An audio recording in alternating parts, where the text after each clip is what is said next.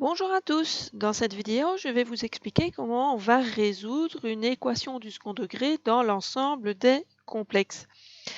Bon, résoudre une équation du second degré, vous avez appris ça en quatrième dans le monde des réels et vous avez vu une démonstration qui vous disait que pour finalement trouver les solutions, les racines d'une équation du second degré, il fallait calculer le réalisant ρ qui était égal à b carré moins 4ac, et puis si ρ était positif, on avait deux solutions qui étaient moins b plus ou moins racine de ρ sur 2a, etc. Si ρ était nul, il n'y avait qu'une seule solution, et si ρ était négatif, il n'y avait pas de solution de cette équation du second degré. Pour résoudre une équation du second degré dans l'ensemble des complexes, je vais faire le même raisonnement. En tout cas au départ.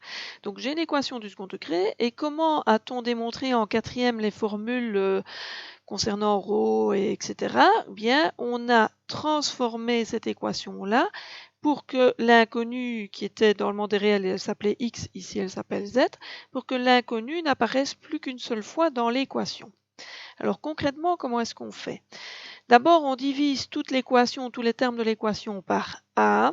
On peut le faire parce que a est différent de 0, sinon ce ne serait pas une équation du second degré. Donc on obtient la ligne suivante qui est équivalente à celle-ci, donc z carré plus b sur 1z plus c sur 1 qui vaut 0. Et puis on va ajouter un artifice pour essayer de reconstituer un carré parfait pour que z n'apparaisse plus qu'une seule fois. Donc concrètement, comment est-ce qu'on fait ? Dans un carré parfait, il y a deux carrés et un double produit. Alors j'ai déjà z carré qui est mon premier carré. Je vois que j'ai un terme en z, donc ce terme doit être mon double produit. Pour avoir un double produit, il me faut un 2. Donc je vais rajouter un facteur 2 devant ce terme-ci. Si je rajoute un facteur 2, il faut que je divise par 2 pour que mon système, ma ligne ici, soit équivalente à la suivante. Donc je fais un petit artifice mathématique en rajoutant le facteur 2 au numérateur et le facteur 2 au dénominateur.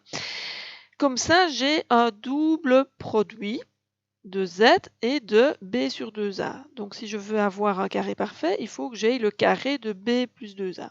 Si j'ajoute le carré de b plus 2a, évidemment, il faut que je le retire pour avoir mon équation qui soit équivalente à la précédente. Donc vous voyez que j'ai fait deux artifices mathématiques. J'ai rajouté le facteur 2 et j'ai divisé le facteur... J'ai rajouté le facteur 2 au numérateur et au dénominateur. Et j'ai rajouté le carré de b plus 2a et puis je l'ai retiré. Comme ça, en faisant ça, ces trois termes-là, ça donne un carré parfait. Ça donne z plus b sur 2a au carré. En quatrième, vous avez fait exactement la même chose. Pourquoi fait-on ça ? Pour que mon équation du second degré où l'inconnu qui est ici z apparaissait deux fois, eh bien n'apparaît plus qu'une seule fois dans mon équation. Quel est l'intérêt d'avoir l'inconnu qui n'apparaît plus qu'une seule fois ? Donc ceci est égal à cela.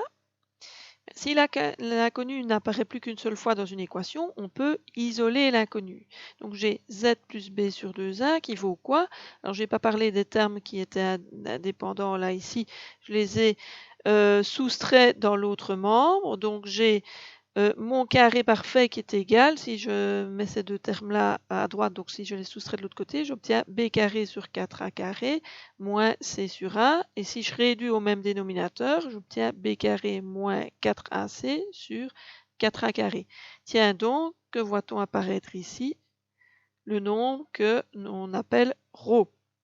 Donc j'ai z plus b sur 2a au carré qui est égal à ρ sur 4a carré. Si je veux isoler z, il va falloir que j'enlève le carré. Oui, mais attention, il va falloir discuter sur le signe du membre de droite. Prenons le cas le plus simple. Si ρ est nul, si en calculant b carré moins 4ac, on obtient 0, j'ai donc un carré qui est nul. Donc l'argument du carré, donc z plus b sur 2a est égal à 0. Donc z vaut moins b sur 2a. Donc voilà, j'ai cette solution. On dit que c'est une solution double, puisque ici ce carré, ça correspond à un produit de deux facteurs égaux. Donc on a deux fois la même racine, qui est moins b sur 2a. C'est la même racine que dans le cas réel. Si ρ est un réel positif, j'ai le membre de gauche qui est positif, puisque c'est un carré. J'ai le membre de droite qui est positif, puisque j'ai ρ positif et le dénominateur qui est positif.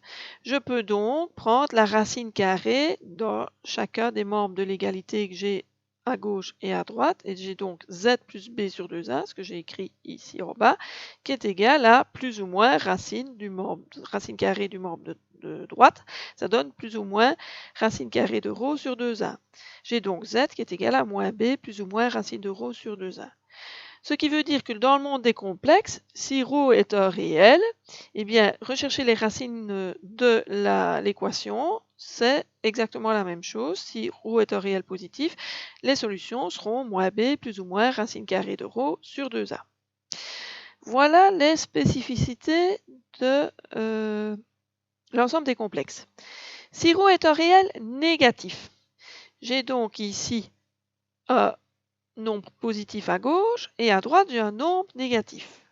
Oui, mais ρ, je peux écrire, comme je l'ai écrit là, que c'est, si ρ est négatif, je peux écrire que c'est i carré fois moins ρ. Exemple, si ρ c'est moins 25, je peux écrire que c'est i carré fois 25. Moins 25, ça fait 25. Et donc, les racines carrées de i carré fois moins ρ, ça va être i plus ou moins i fois racine carrée de moins ρ, moins ρ étant positif. J'ai donc z plus b sur 2a au carré qui est égal à i carré fois moins ρ sur 4a carré. J'ai simplement recopié ce que j'ai là en remplaçant ρ par i carré fois moins ρ.